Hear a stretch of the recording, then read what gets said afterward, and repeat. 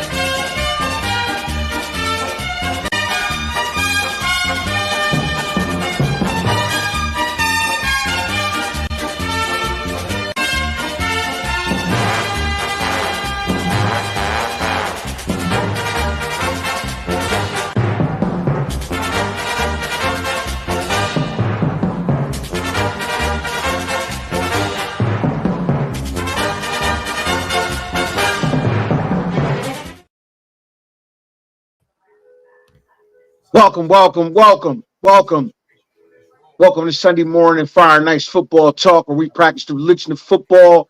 You're all welcome. Thank you for attending. Tabernacle. Church. It's your boy P, flanked by the world's greatest. Fresh Fire, how you feeling this morning, bro? Oh, I'm feeling marvelous, man. It's football Sunday, man. As we get closer, it gets colder. The tundra starts freezing a little bit over, just a little bit more and a little bit more in Lambeau Stadium. And this is the time of the year when you start learning a whole lot more about whose team is they are who they are or they are who they ain't. So I'm loving it. Let's go. Week 7. Absolutely, man. We passed the first quarter. We entering, teams are starting to be who they are. Like you said, the identities are starting to shake themselves out. If you're shaky, you're starting to show that you're shaky. If you're dominant, you're starting to show that you're dominant. And if you are terrible, well, you know how that goes. Right. You know how that goes. But Getting yeah, lines man, of cake. it's an exciting slate of football today. We got some bangers, Yes, it we got is. some duds, and as always, it's going to be some game that's going to come out of nowhere, and it's going to be a hell of a game. Yeah, yeah. If you would Absolutely, like, man. if you would like, I could start you off and interest you in the 1 o'clock window with the game that I previously stated and what I looked at as a game that could be a candidate of a game for the game of the day. And we have Let's the have it. five Let's have and it with you. one, the 5-1 Detroit Lions traveling to take on the 4-2 Baltimore Ravens. Thoughts on that, good brother? Thoughts on that? In the 1 o'clock window, they're getting us started and lathered up really early, good brother. Oh That's the 1 o'clock yeah, game. that's a 1 o'clock game. Oh yeah, it's the one really said.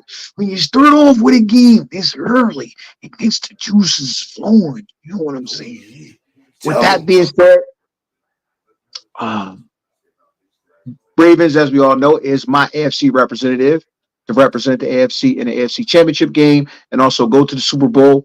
I think they are weathering this early storm until they get things clicking. I personally love the way Lamar is looking from the pocket. The release looks clean. He looks like a. I mean, the ball is just floating out of his hands. If the receivers can fix the dropsies, Baltimore can be one of those explosive offenses, and that's just off of the arms and legs of Lamar Jackson. I think this was a game for the Lions who have impressed to date. This was a game weeks ago that we said was a pitfall game, and I think they lose today. I'm going with my Baltimore Raven pick. I'm going to go Baltimore to the tune of. They got to put up some points to get away from Detroit. Detroit don't fuck around. They got to put up some points. You got to put up points north of 28 points on the Lions. I think they get 31 to 24 Ravens. Is that right? Now, I think I'm going the other way with my pick, man. Today, the Lions, both the Ravens and the Lions are looking pretty much like how I thought they was going to look up to this point. Maybe even the Lions a little bit better than I thought they was going to look up to this point. But right now, I think they are rivaling the San Francisco 49ers as being the best all-around team on both sides of the ball, running and passing in the whole NFL, man. I'm really liking what I'm seeing out of Detroit. We make some jokes about, the ankle biting of the Dan Campbells, you know what I'm saying? But they're out there playing some pretty good darn ball, man. And I'm really liking what they're putting together. They have a critical injury today. David Montgomery's out, but they also get back to rookie Jahmyr Gibbs. They've gotten back Amon-Ra St. Brown, and that connection seems like it hasn't gone anywhere. Today, myself, and the two teams that I thought was going to, get to the playoffs anyway, I'm going with Detroit to go into Baltimore and win what a game that I think there's going to be a couple points scored. But I think Detroit goes into Baltimore and pulls one out by the tune of 31-28. Detroit. Moving on. What's the next game on the 1 o'clock slate? Moving on, the next game in the 1 o'clock slate, we have the 3-3 Las Vegas Raiders traveling to play the lowly 1-5 Chicago Bears, man. Who you got? On paper, my gut says to pick the Raiders. But I'm dealing with football reality here. And what that tells me is I have no fucking clue who to pick in this game. So let's break this one down here. The 1-5 Chicago Bears are playing at home, right? Mm-hmm. The 3-3 Raiders traveling to Chicago to play the Monsters of the Midway. Okay. Who's playing the better football right now? I'm going to have to go with the Raiders playing the better football. Yes. I think the Raiders won last week and Chicago lost. Mm-hmm. I think the mojo keeps going. I think the Raiders eke one out of this one, though. The Raiders pull this one out. They pull this one out. They get out of Chicago with a W, I think. And this isn't one that I'm 100% confident in because I could see this game being slopped up and Chicago pulling out a win. But I'm going to go with the Raiders in this one, and I'm going to go with the Raiders to the tune of 20-17. Got you. But when I was looking at this game, one big thing stood out to me, and it really pretty much solidified my pick. There will be no Justin Fields on the field today for the Chicago Bears. I'm not even sure I even know who the Chicago Bears backup is. I'm gonna have to ask Bag. Does it matter? A little bit later. Does it matter, bro? Doesn't even matter. Doesn't even matter. Yeah. With that being said, I don't think there's any Jimmy Garoppolo either. So I'm not sure who's going to be quarterbacking this thing for the Raiders. I mean, the kid was impressive last week. Who played? He made some pretty big throws last week. And the only reason I'm going with the Raiders, honestly, is Max Crosby. I think Max Crosby has a big day. Max Crosby has turned into one of the standout premier defensive players in the league. I'm going with this game strictly on the shoulders of Max Crosby, wreaking havoc in the Chicago backfield. I think that's how the Raiders get their win. Multiple turnovers. That's exactly where I was going with. I was like, out of all of the phases of football, on both sides of the ball for both teams, the one thing I probably believe in the most is the Raiders' defense. I mean, I don't believe in a lot of units on both of these sides of the ball for any of these teams all that much, but I would say I would believe in the Raiders' defense being able to be the Raiders' defense. And probably leaning more on, and to your point on Max Crosby, I believe in him. I think he's the best football player in this whole football game, and I think he has a chance to really put his stamp on this game. He can probably go for probably 3-4 sacks, a ton of hurries, probably maybe a forced fumble. Maybe I think it's got a chance to get kooky. You know what I'm saying? You got two backup quarterbacks, two teams. This game has a chance to get kooky. Exactly.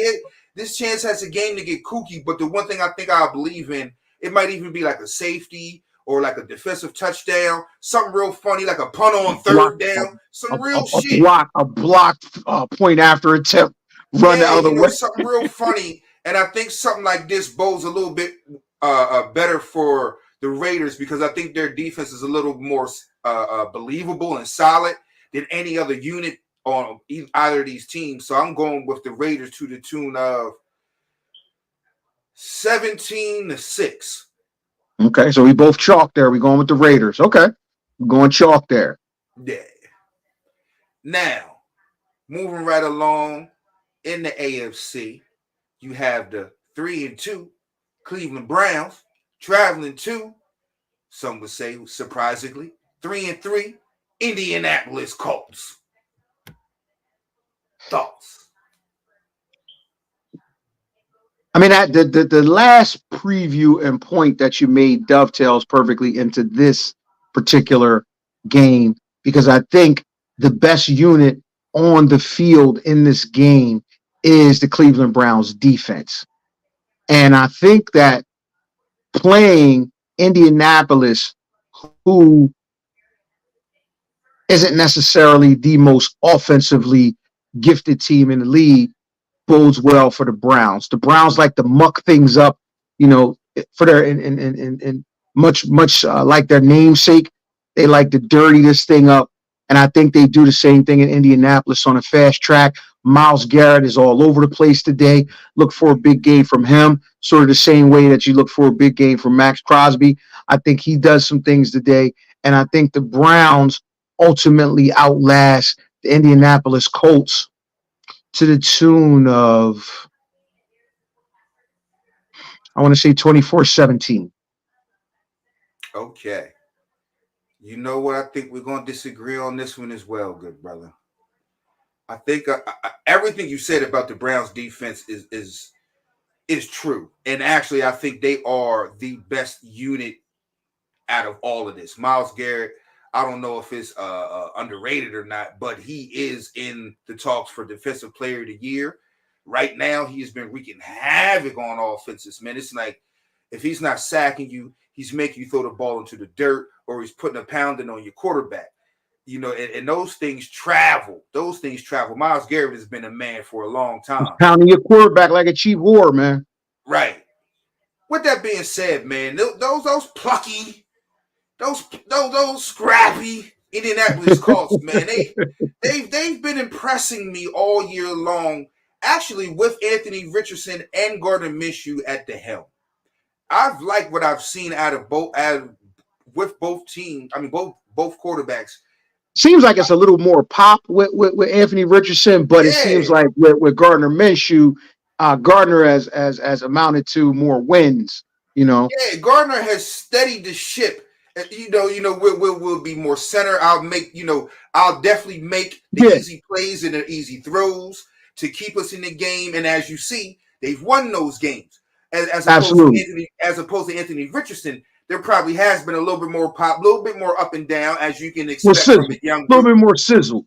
Right, and a lot more sizzle, I would say. But you can say the downs are a lot more down, and those things kind of help that team lose or be in contention to lose a little bit more. But I can see where both quarterbacks have helmed the teams to success. And that's why I'm saying today I'm going at home with the Indianapolis Colts and my man. I ain't mad at you. Man. I ain't mad at you. This is another one of those games I'm going to back off of and let whatever happens. I'm just picking this one to pick it because I got to pick it. I'm only here so I don't get fired. You know what I mean? I got to pick this game. I'm going to go with the Browns because I feel more confident in the Browns defense as the better unit, like you said. Proceed. Now, the one thing about the Cleveland Browns is I didn't like what I was seeing from their quarterback play. I thought it was going to be Dorian Thompson Roberts last week. It ended up being P.J. Walker. P.J. Walker. Now, I don't know if that was just the Pittsburgh Vaughn and Steel Curtain defense rearing its ugly head again, or if I was like, I'm not liking what I'm seeing, and I don't think they can muster up enough on the offensive side. And I think that Gardner Minshew will give you at least a professional quarterback effort from the quarterback position at home with a solid defense. I think it's going to be close, but give me the Colts in probably a knockdown drag out, but give me the Colts in a 17-13 old school 3 yards in a cloud of dust football game. But you ain't got to argue me down about the Cleveland Browns either. Yeah, I ain't. I don't. This is, like I said, this is just one. I got to pick it, so I'm gonna pick it. I'm not interested in this game at all, in no way, shape, or form. But watch, we the old adage is the game you look at the least will end up being the barn burner, the one. Yeah. Let's keep our eye on this one just for that sake, because we think it's gonna be a stinker. Let's see. Yeah, let's see. Let's see. Moving right along, we're moving into an interdivisional battle, but staying in the AFC, as we have the 4-2 Buffalo Bills traveling to take on the lowly and woeful 1-5 New England Patriots. Thoughts, bro? Give me the Bills in a close one. I don't think they run roughshod over Belichick in New England, but I think New England's got some problems there, buddy. The Bills got some problems too, man. I think what you saw last week, the Bills, I don't want to say they've been exposed, but there are some things. There's some things out there that you can slow the Bills down. There's some things out there that can be used to slow them down. And I think at this point, the Bills, they eke one out. They go into Gillette, they go into Foxborough, and they eke one out, man, over a division rival. They let's just get out of here with a victory. And I don't think it's going away. I think it is a tough game, lots of turnovers. Josh Allen has one of those Josh Allen games where you're like, how the fuck is this guy one of the best quarterbacks in the league? Why is he one of the best quarterbacks in the league? I think Buffalo wins this game. 17-10.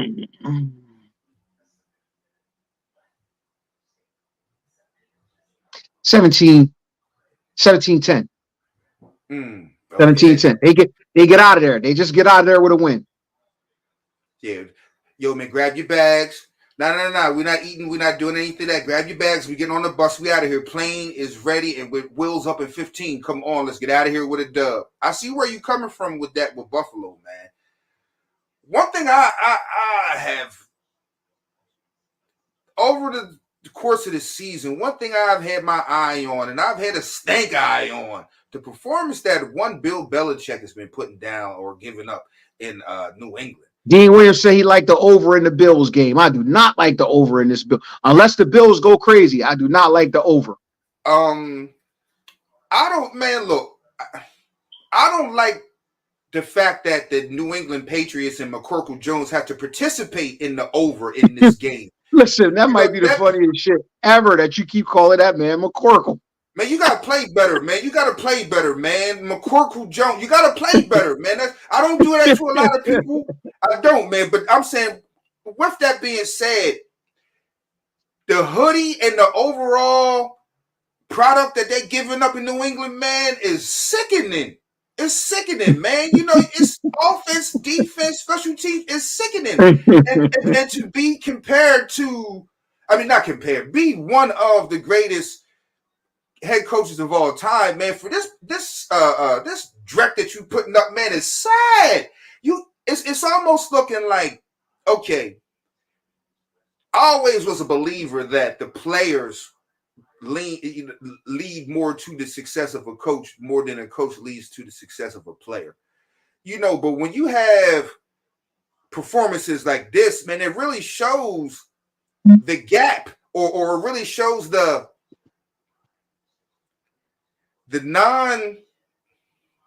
we don't need you that much as being a coach. You feel what I'm saying? It's like if this is the best effort, this is the best game plan that you can put up. It was definitely the players making the plays that you drew up, pop and jump off the whiteboard on the screen. So with you forgetting that you had, timeouts and things of that nature and your team just looking ill-prepared from week to week, you can't find a quarterback that can actually throw the ball to his team to save your life. I don't understand what's going on with Bill Belichick, and it's not just Bill Belichick failing himself as GM anymore. It's Bill Belichick failing himself as GM and coach these days. So I'm actually looking for the drum to start beating a whole lot louder today in Foxborough. I'm not liking that it's, early game for Foxborough. I would think if it was to linger on a little bit more and things to get to thinking in Josh Allen's head, I would think it would be a worse performance for him if it was at night. But I think it's just because it's in the morning. Let's get up. Let's go. Let's bust their ass. Get out of here with a win. I think they go in there and slaughter. Get the hammers out. No, the hammer. Get the hammer The out. hammer. Get the hammer out. Get the hammer out for Buffalo today, man. And I actually think tomorrow, man, it's going to be some real questions being asked about. He's going to be the topic of talk. He's going to be the topic of talk show TV. Oh, I know really big in New England, but I think it's going to be the topic of talk all through the nation in football that Bill Belichick has lost his fastball and maybe even his curveball when they get slaughtered today in a little bit more than an hour and some change by the tune of 30. You got this as a slaughter neck? 30-7. 30-7.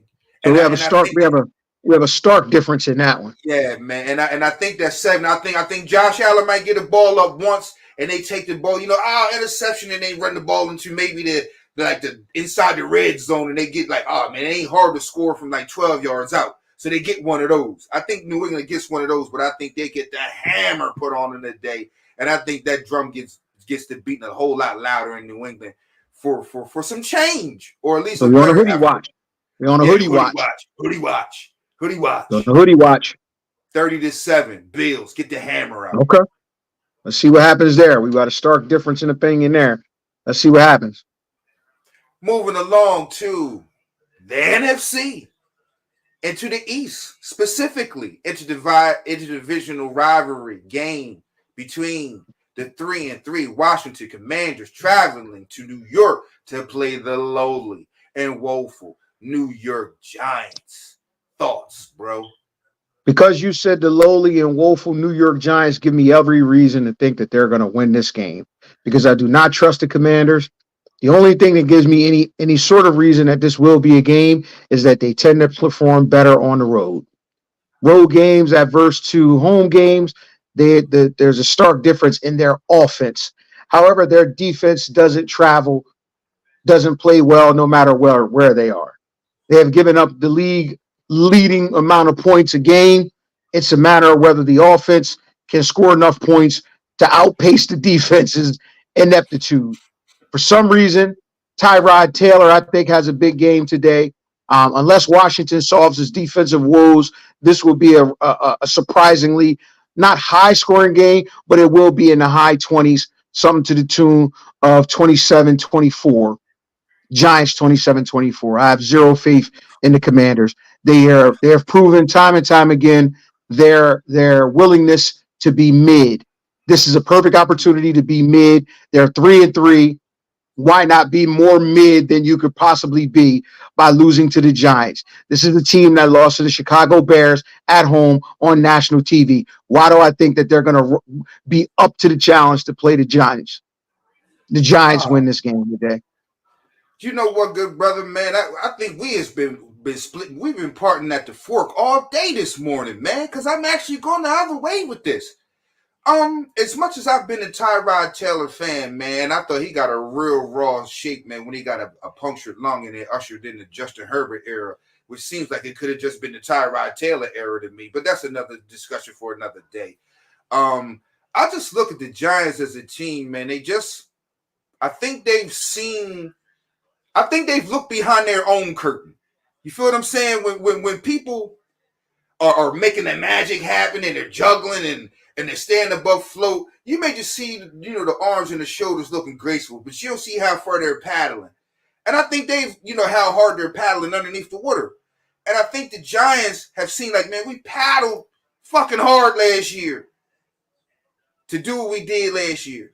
We can't paddle that fucking hard this year to do that same, replicate the same things that they did last year. We're trying. We're fucking trying, man. And it just looks bad. I don't have faith in a lot of the players that they have at the skill positions, except Saquon Barkley, and that's only when he's 100% healthy. Darren Waller, he's a guy, man, they got him. I said, that won't work because they don't know how to use him. And when they can use him, he won't be healthy. He'll just be a high-priced piece out there that the Giants can't use. I don't know why they got him. That was just a name. You have all these wide receivers that are also Rands and has-beens. They can't get the ball effectively thrown to them anyway. You have a defense with a young defense with some promise. But once you get into the ineptitude of the offense, they just can't hold up on defense. And I, myself, am going to go with your team, the Washington Commanders, and actually pretty safe. Yeah, I'm pretty, not a blow, not to get the hammers out because it's interdivisional, but give me the Washington Commanders because I like their defense. I like y'all defense up front. Not saying Chase Young, man, but I like Payne and Allen. Those guys have been balling up front. So give me those guys, and I like Sam Howell, to the tune of getting McLaurin something huge. I think he goes big today. I think he has like $150. And I think he has a tutty. And I think you guys win 27-13 going into the offense is not going to be the problem. Sam will continue his stellar play. Sam will throw for north of 200 yards. He'll have a tutty, maybe he may even run a tutty in, he'll throw one. But unfortunately, the defense is a very individualistic unit in terms of the four first-round draft picks up front all play for different teams. They're not all playing on the same Sunday. There's no reason that you have 4 first-round picks up front and nobody commands a double team. That should tell you a lot in itself.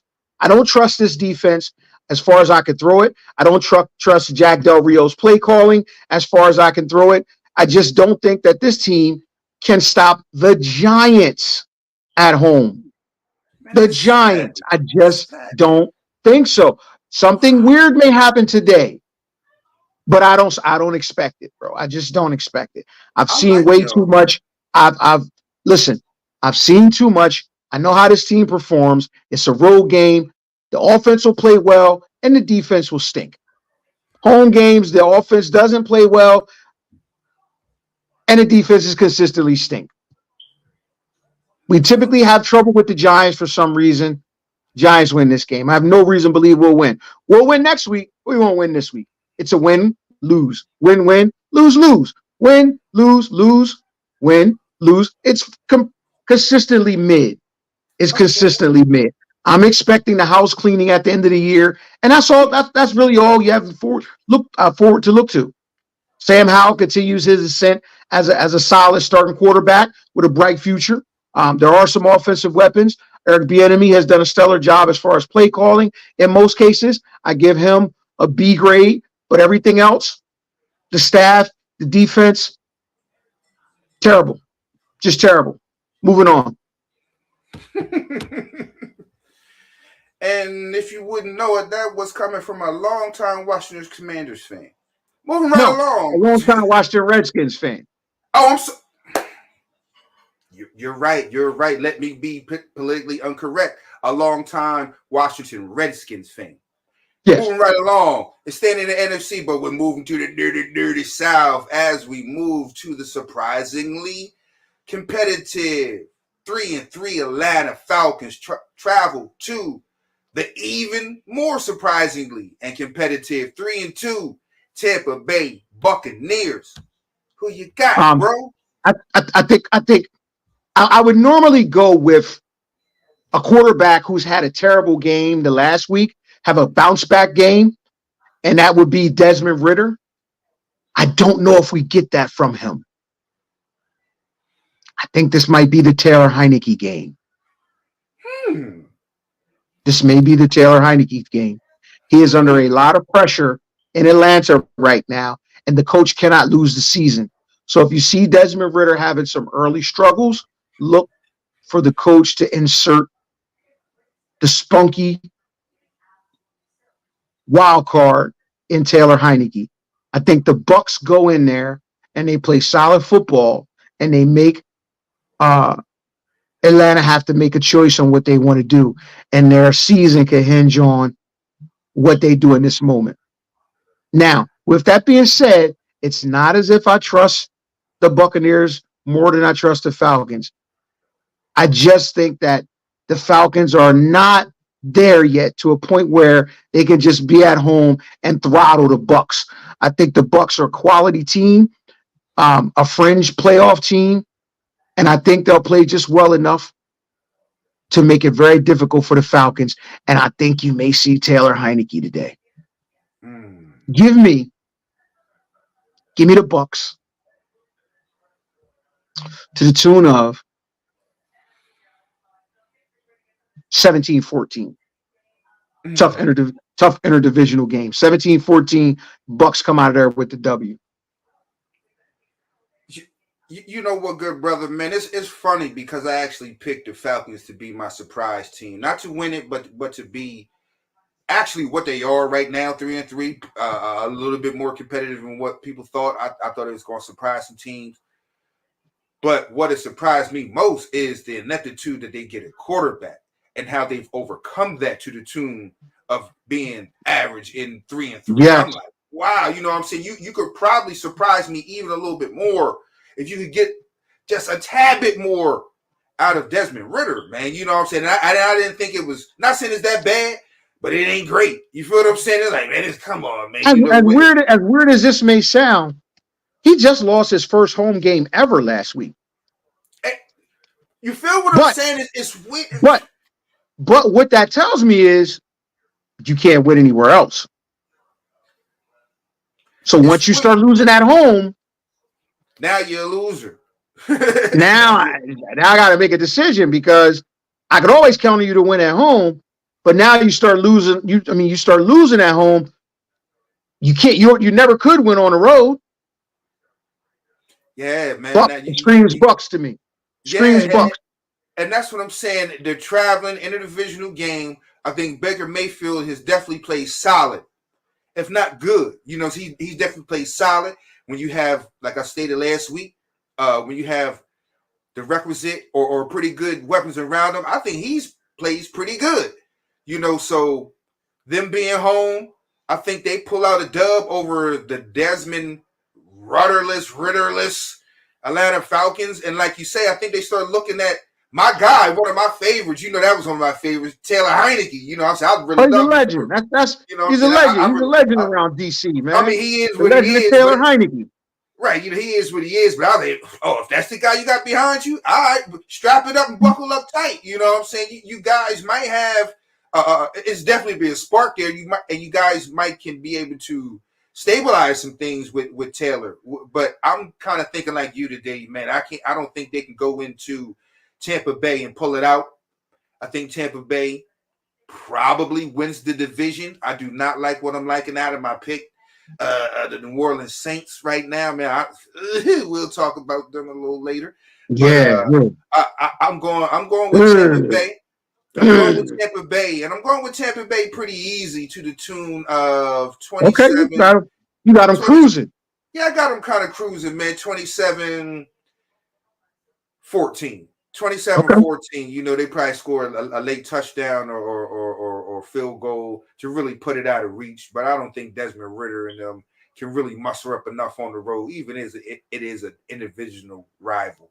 The good brother Dean Williams says Bucks win and cover an over. Take the Bucks win and the over. I just don't think I don't smell this as a high scoring game at all. I don't think they cover the over. I think I will go with the under with these two teams.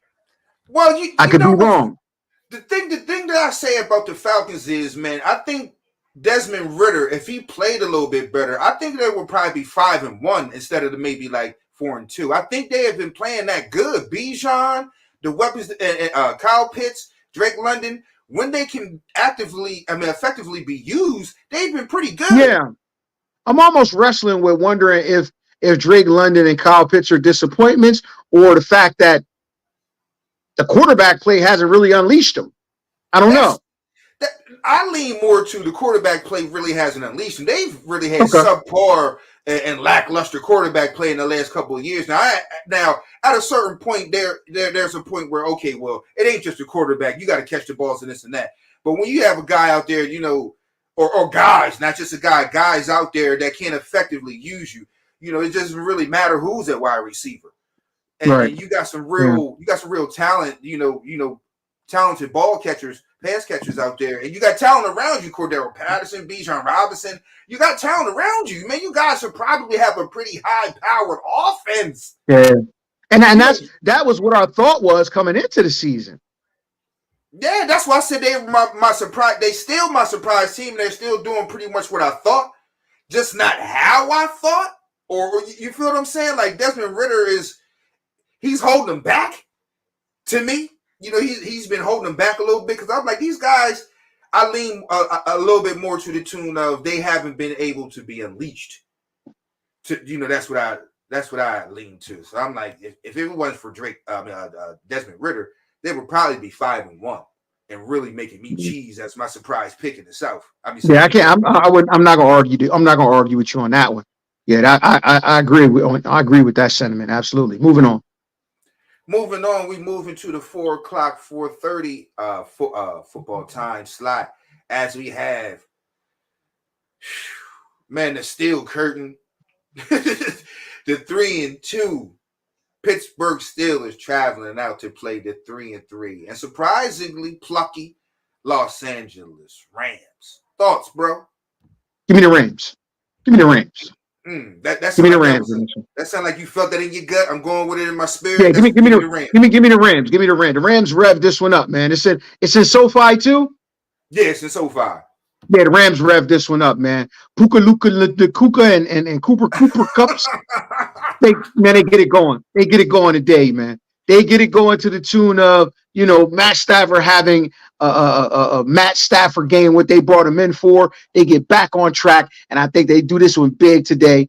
35 to 35-13 Rams. Put in the books. 35-13. Big day for Cooper Kupp. Big day for Cooper Kupp, and to the tune of maybe 14 catches. Watch. Now, I'm not looking at it that kind of way. One thing I have been impressed with Pittsburgh is, aside from the first game this season, you're just not going to beat up on us. They get beat up on today. I can't front on, the first game this season and how San Francisco went in there and blew their doors off. Okay, y'all got that. But from there on out, man, I do not know how they do it. I do not know how they continue to do it. I don't know. We know how they do it. It's that guy on the sideline. We know that. We know that. Well, man, the way the offense is played and looks sometimes, man, they've looked JV in a mural.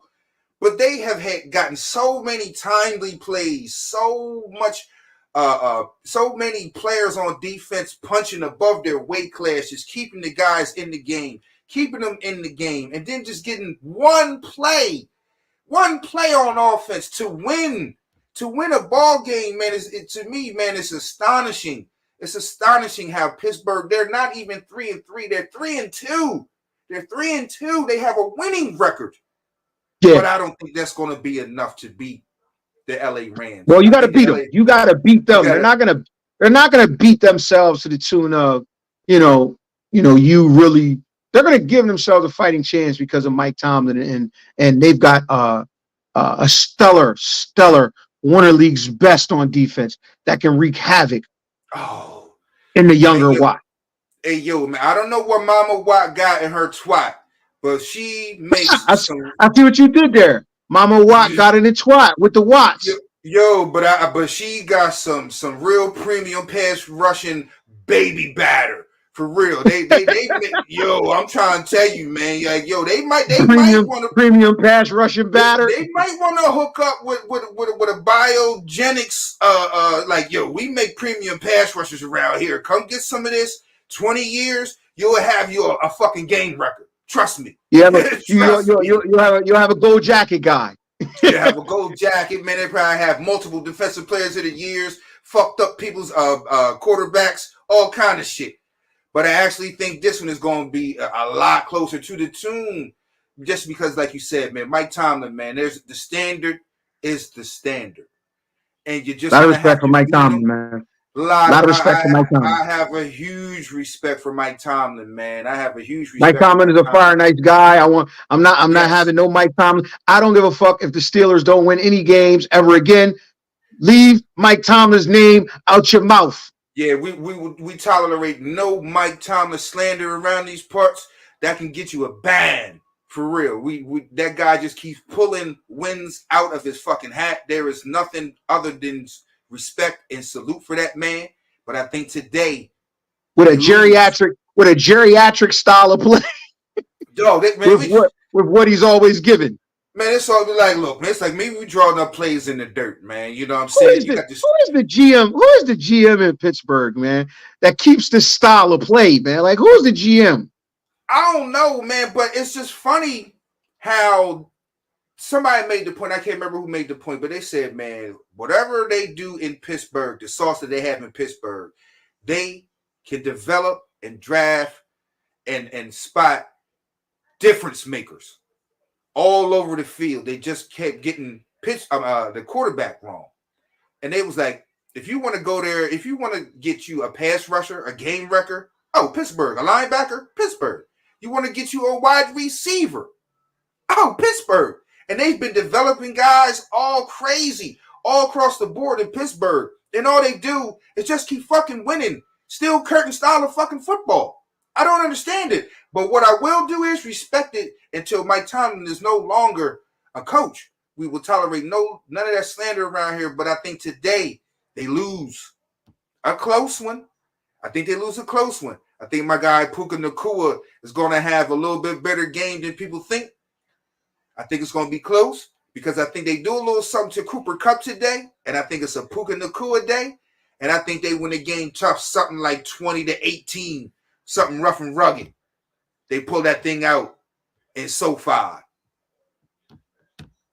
Moving right along, staying out on the left coast, you have the lowly and woeful, and then the lottery for the Caleb Williams sweepstakes, 1-5 Arizona Cardinals traveling up to play the 12th man in the Seattle 3-2 Seattle Seahawks.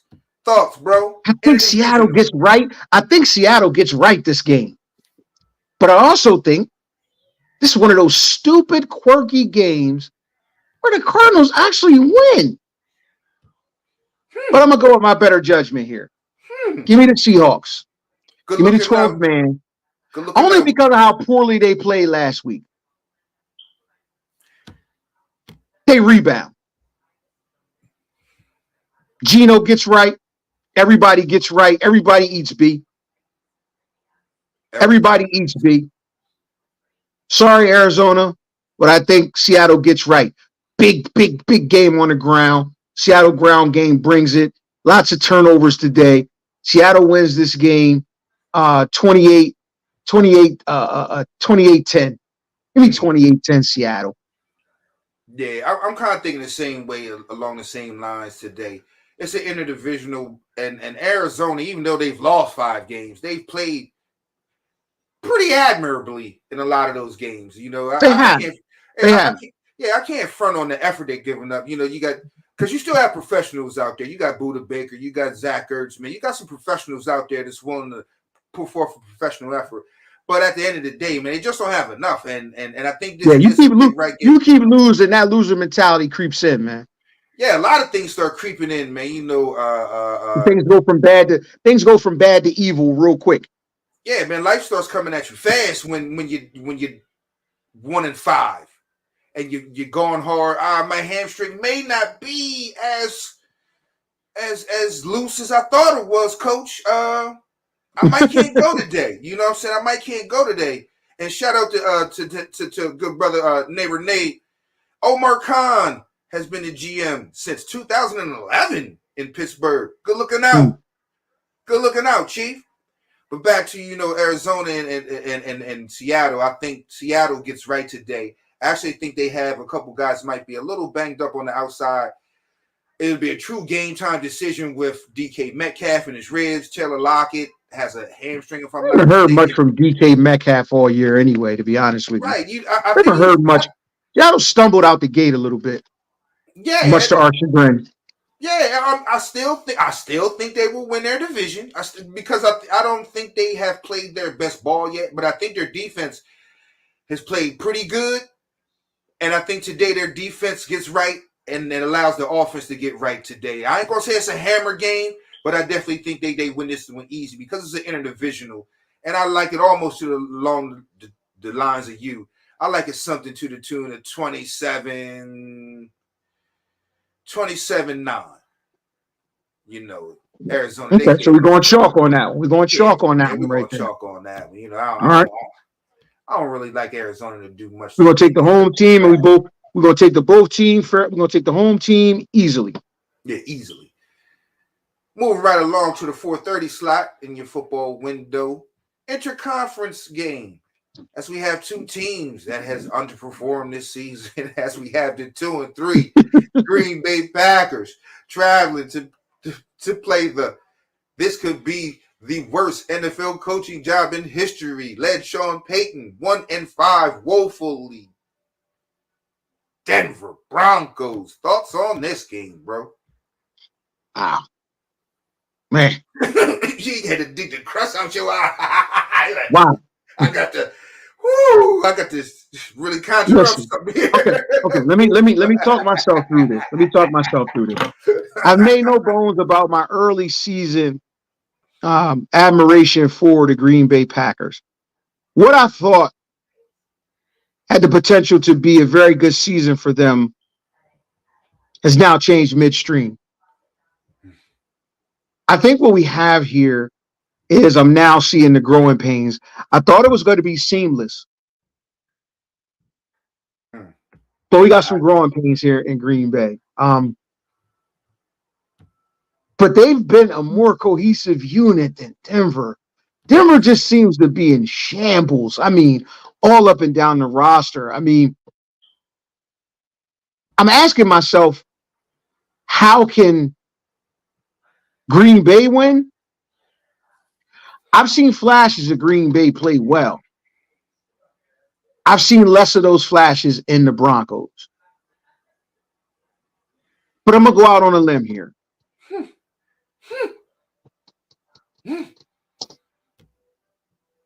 Nah, no, I'm not.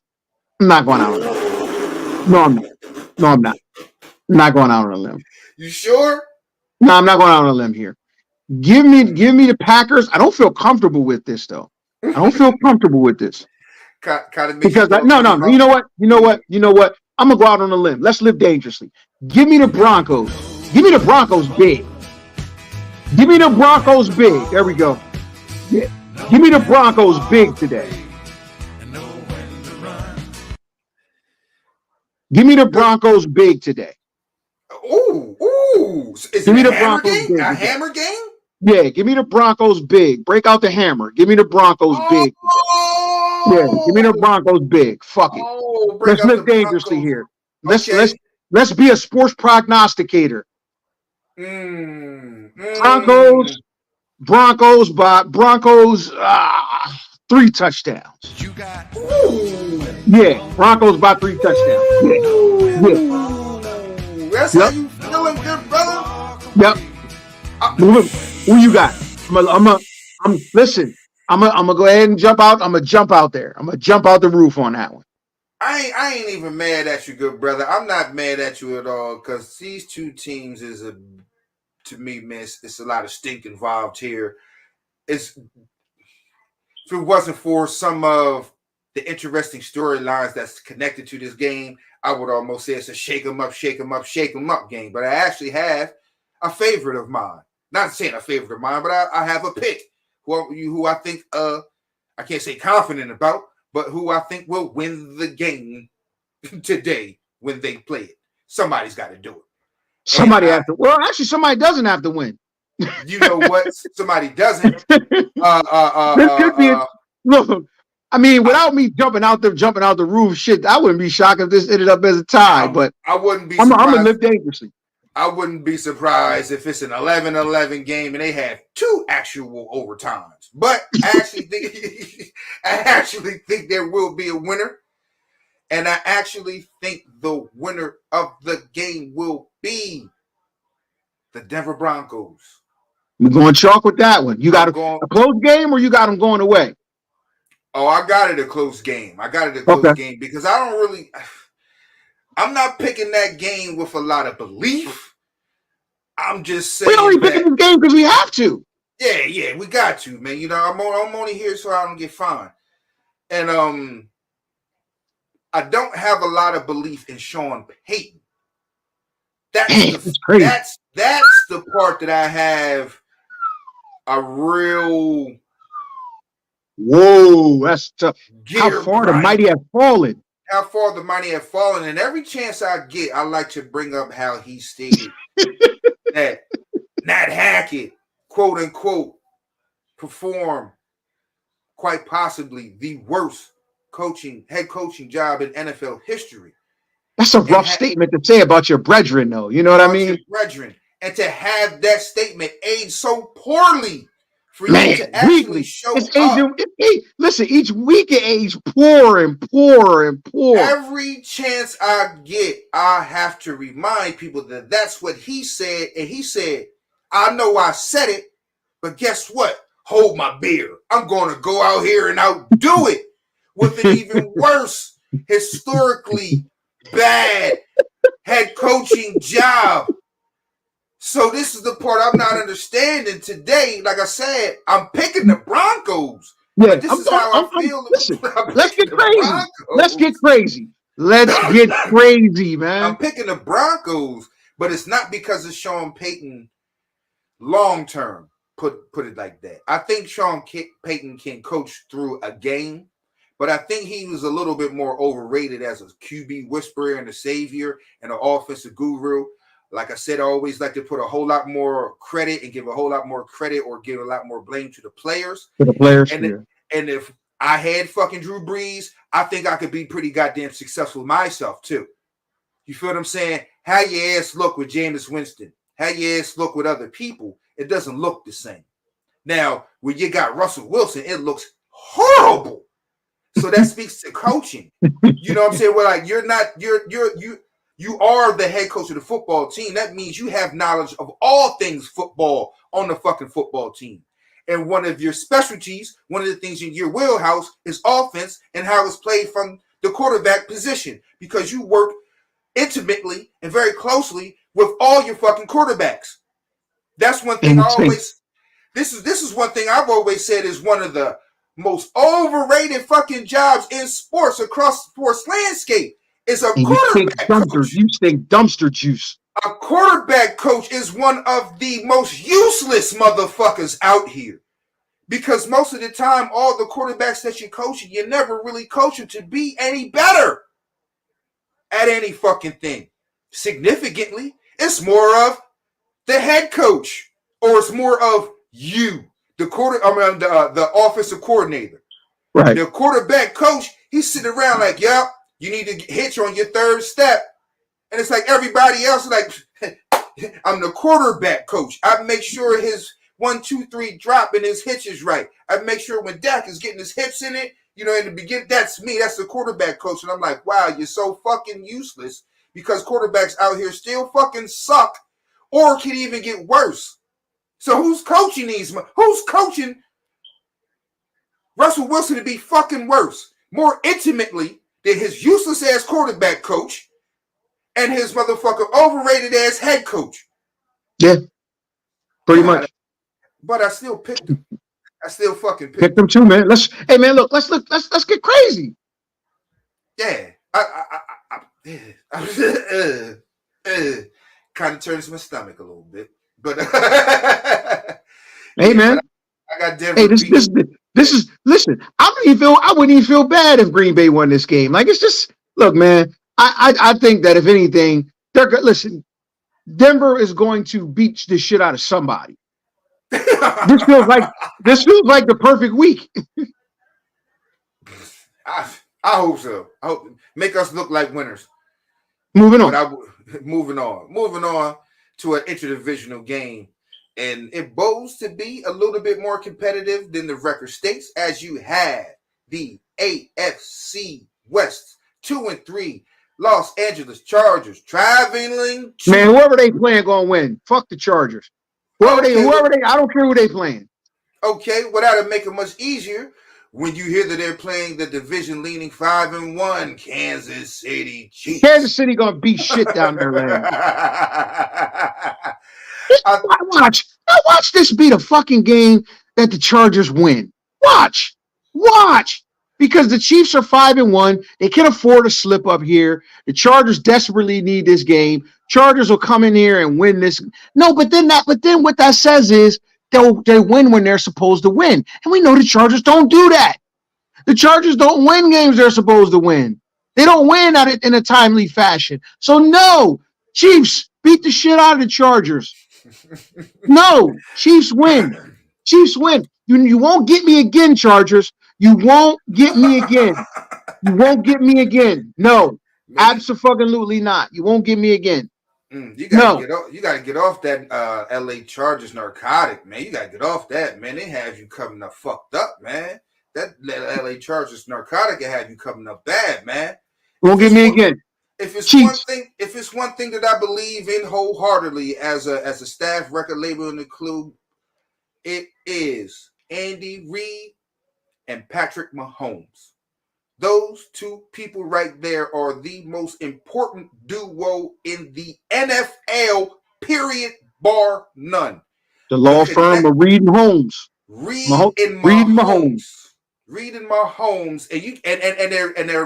And they are angling for another partner, and they want to make that Reid, Mahomes, Kelsey. Yeah. So they're angling for another partner in that law firm, but I believe firmly in that law firm more than any other entity, unit, staff, record label, or crew. Andy Reid and Patrick Mahomes.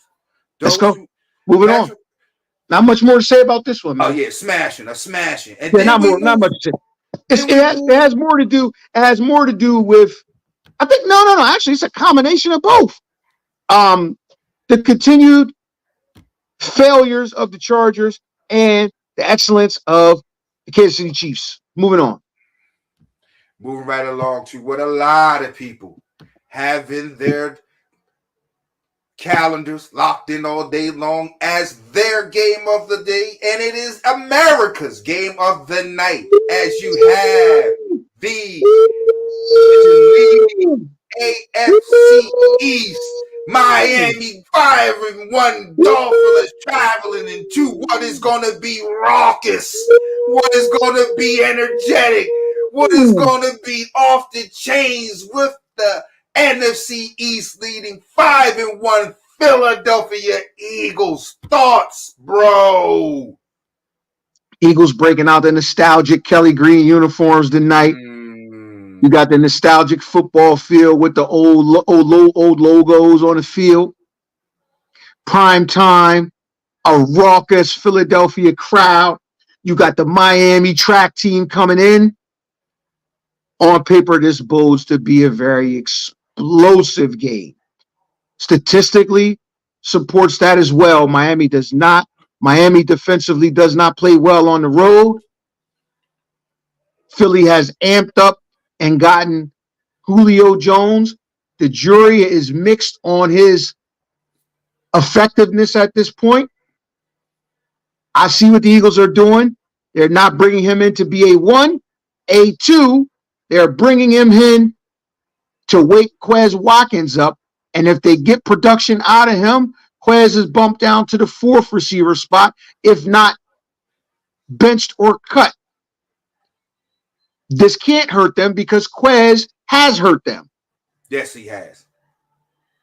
If Julio provides anything, and this is mainly a guy who's going to be facing your third cornerback or your nickel cornerback, I think there might be a little more juice in the legs there. Just might be. This is a heavyweight battle. The problem here is that Jalen Hurts has not looked like the Jalen Hurts who everyone thought he was. He has looked like last year was the aberrational year. Last year looks more like the year out of the norm as opposed to just the regular. As a defense, no questions there.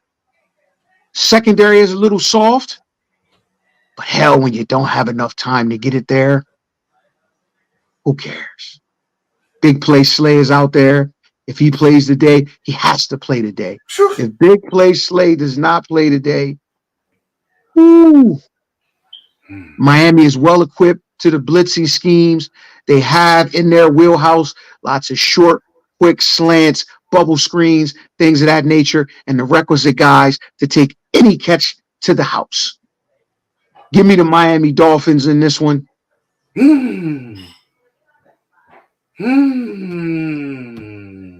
31-28.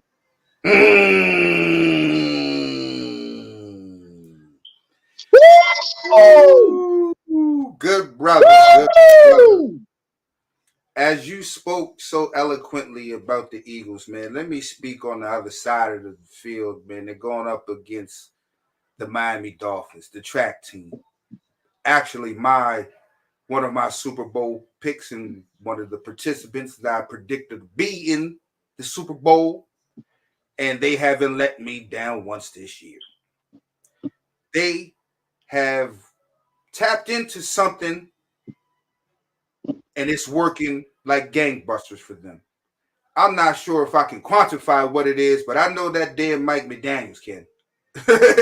I know that guy really has his team playing at a really high level on offense. And in an offensively driven league, he pretty much has his thumb and blueprint on what is the future of offense. And it's going to be a lot of pre-snap motion to try to confuse the other side and lots of motion, man.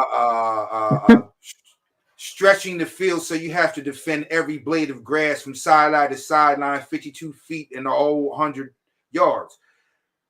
I think those guys, that's one of the more solid and sustainable things that I believe in the NFL, and that's the Miami offense.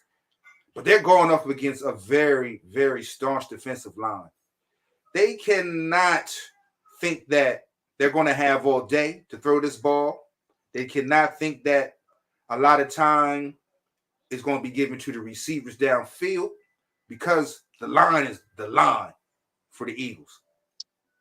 But one thing I think you hit on earlier, and I think we both agree on, and I think that's been the underwhelming play of one Jalen Hurts.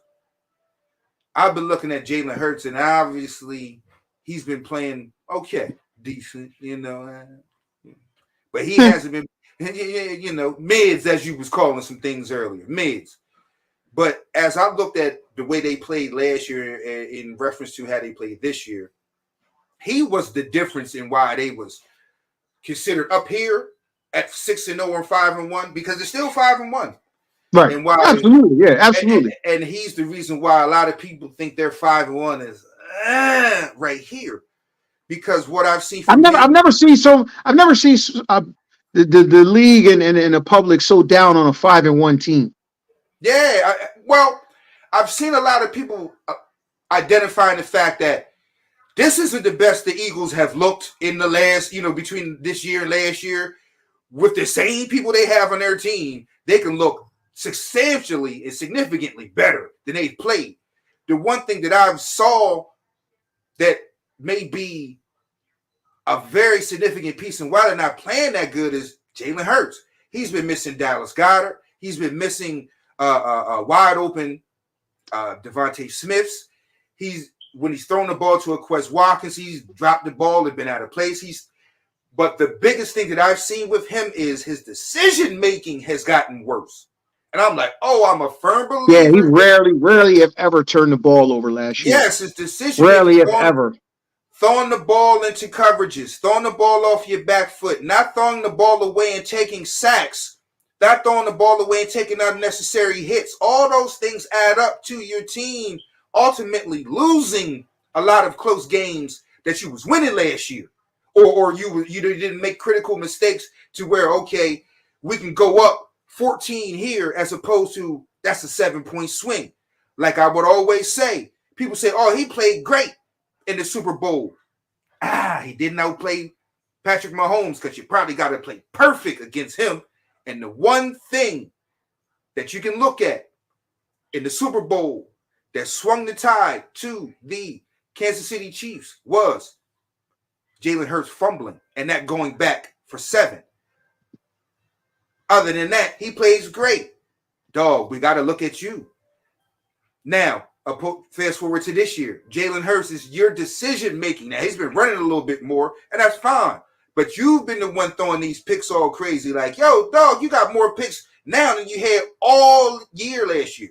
You've been missing Dallas Goedert pretty much all year. You've been missing like the third receiver. You've been missing Devontae Smith a lot this year. And then it was like A.J. Smith had to bark at you like, yo, dog, we open. You got to hit us.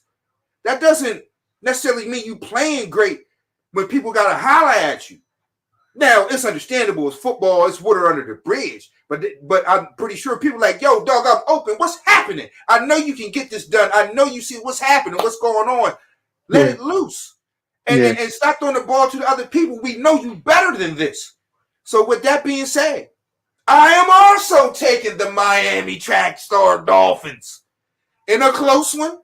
But I think they pull it out with a late field goal or a score to the tune of 33-31. The Eagles got to get home tonight. I mean, it's imperative that they get home. It is imperative that they bother Tua. Get him off of the launch pad. Get him off. Make him exhibit his pocket awareness. Make him step up in the pocket. Move the pocket. You got to get home to him. Hassan Reddick, this is a game where you have to come up big. You've got to get home to the quarterback. That is the only way that you stand a chance. If Tua has clean looks and clean throwing lanes, he's going to dissect you. And it's not going to be pretty. Moving on. But one thing I have been looking at is I don't think Raheem Mostert, that part of the track team, might be hindered in the relay race. The Eagles have been playing some hell of a run defense. So that part of the track team, it might get slow to that leg of the relay. You feel me? Well, sometimes you can run the ball in the form of passing. Quick, screen, delays, things of that nature. You can supplement the running game in other ways against a team as aggressive as the Eagles are with their schemes in terms of pass rush and things of that nature. You can get some things done. You can get them flowing in a certain way, some reverses, things of that nature. They could be susceptible to those things. The Eagles got to be disciplined, and they got to get home. And moving on to Monday night, last game on the docket, as we have the high flying, but now, coming off of a loss, their first loss of the season, and significantly dinged up, but still a formidable 5-1 San Francisco Giants traveling up to the Metrodome or whatever it's called these days to play my NFC North pick. The Scholar Coaster? Did you feel the change in my tone? What is it? Is it the Scholar Coaster? The Scholar Coaster and the 2-4 Minnesota Vikes. Ah, man, I'm not gonna lie. My stomach got a pit in it, but then it moved smooth up to my heart when I thought about the Scholar Coaster. Man, those guys up there play crazy. They play crazy, man. They play crazy. San Francisco, they get home, man. They sack Kirk Cousins 6 or 7 times this game, and they get out of there with a W, even with a hindered roster. I don't even think Trent Williams is playing today. I'm not sure. I didn't get a chance to check. But that could be a big – I think they do this one defensively. I don't think this is one that San Francisco wins from an offensive standpoint because a lot of their playmakers are dinged up out of the game. I think they win this one from a defensive standpoint. Brock Purdy just plays a steady game. He throws a tutty, and I think they get a running tutty. I think San Francisco guts this one out, something like 17-13. They gut this one out. And I think that it's a late field goal or touchdown by Minnesota to pull it that close. But I think it's a low-scoring affair. I think the 49ers just get it done today. They bounce back because, quite frankly, they could have won last week as well. I picked them to win, but I was 100% correct in the type of game that it was a very close, low-scoring game because I thought they shot their load the week before. And I thought they were going into Cleveland in a place where Cleveland plays very well and they have a style that is disruptive of the 49ers style of offense. The 49ers coming off of that play a Minnesota defense that's nowhere near that, but I think missing some weapons will hinder them. The San Francisco defense has got to get after Kirk Cousins. They've got to get home and get him on the dirt. They got to create turnovers. San Francisco wins this game. Man, I'm still looking for my heart pills to Skola Coaster, man. I actually, like I said, I picked him to win the AFC North. That pick is looking terrible right now. I'm scared. I'm scared that they will not be able to bounce back. And the Skola Coaster, I think, it's pulled me in. Not saying I'm Skol Nation, but just being on a roller coaster. The Skola Coaster might be shut down, man. It's under construction. Yeah, man. But last week, man, showed me some things in San Francisco's schematics. You know, that was pretty much, I said, it's going to rear its head. And that was pretty much the reason why I picked against them to win the NFC West. And as soon as some players got dinged on offense, it was like it almost came to a standstill on offense. Now they made the requisite plays to be in position to win the football game, just a missed field goal. I get that. But it seems like they went from rolling to not fucking rolling anymore, standstill. And then they made, some plays to keep it close. And then, like I said, they got down and they should have got the field goal from the rookie. But I think going forward, that has been their Achilles heel for the last couple seasons, is when certain guys go down or get dinged up, that offense just can't muster up enough offense. Now, last year they had the fortune of having a very healthy Christian McCaffrey for all those games that Brock Purdy won. And then when Brock Purdy went down, that fortune. Now I think the kind of injury it might be one where they just slap a flak jacket on him. You know what I mean? We'll see. Yeah. Now the thing with that is, that's fine. That's fine. I'm not sure if he'll be able to run this with the same effectiveness. He'll be out there, and they probably consider him the same threat. But will he be able to produce the same way? You have right. Deebo Samuels. He's dinged up. He'll be out there, but will he be Deebo Samuel? You feel what I'm saying? Trent Williams. He'll be out there, but will he be Trent Williams? So George Kittle, I don't even have to look, but I'm pretty sure he's always beat up, dinged up. So will he be effective as he needs to be? So with that being said, I think they continue their slide and lose to the Minnesota Vikings. Ooh. Yeah. I'm on the Skola Coaster. Wow. I think they get it done. I think this is one of those games. Son. I think this is one of those games where Kirk Cousins goes out and makes just enough plays to win the game. Just enough plays to win the game than Brock Purdy. Just enough. I'm liking his connection with TJ Hockenson. I'm liking that they can still move the ball without Justin Jefferson. You feel what I'm saying? So I'm going out on a limb because I don't. You getting crazy? You getting crazy? I'm getting crazy, but I don't think it's that crazy. I don't think it's that crazy as opposed to they're at home. They're in the Metrodome. Kirk Cousins is good enough. I think it's going to be.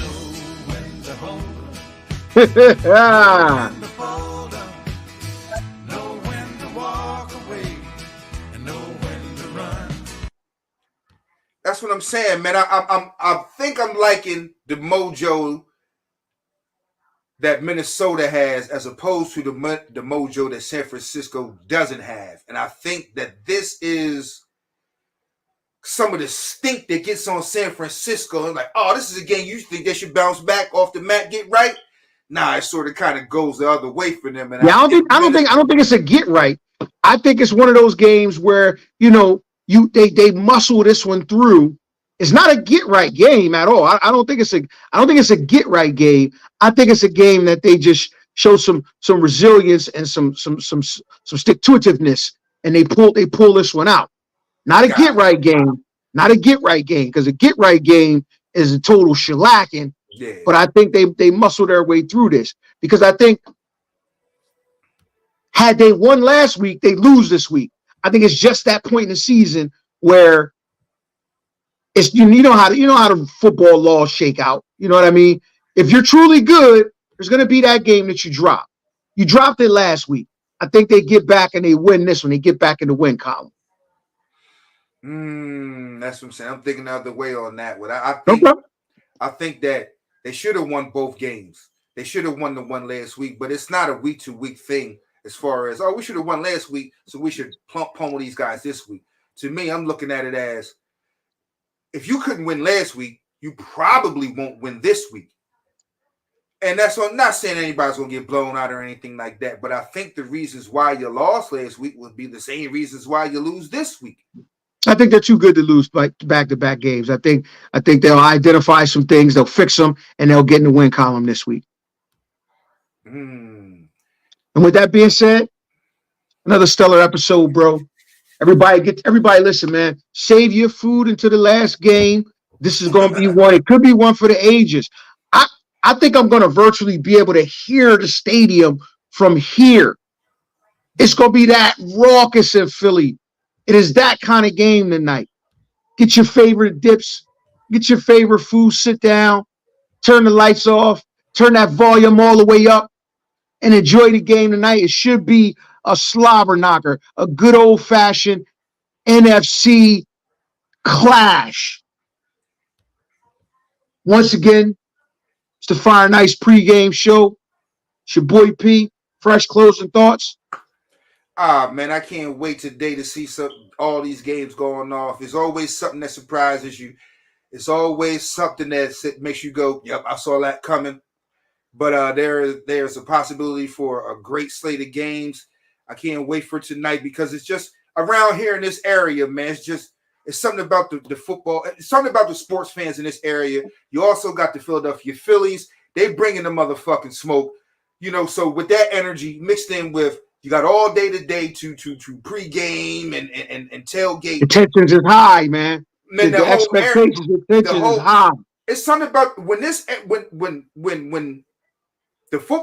sports teams are good in this area, the area, you can feel it. It's pretty palpable in this area. You know what I'm saying? The Phillies are doing fucking good. The Eagles are doing fucking good. You can really feel that the area, the overall mental and general attitude is, man, fuck yeah, we doing this shit. So the energy is a whole lot better, man. So I can't wait for all the games, but it's just so great to feel the energy of the whole area, this basic tri-state area. So I can't wait to get it kicked off. Absolutely, man. The gift of football is upon us today. It is Sunday. Enjoy your Sunday. Get your football on. Have fun today, man. And from the Fire and Ice experience, we appreciate y'all rocking out with us. Y'all could be anywhere in the world, but you here with us, getting that football in. Let's get it fresh. Get us out of here.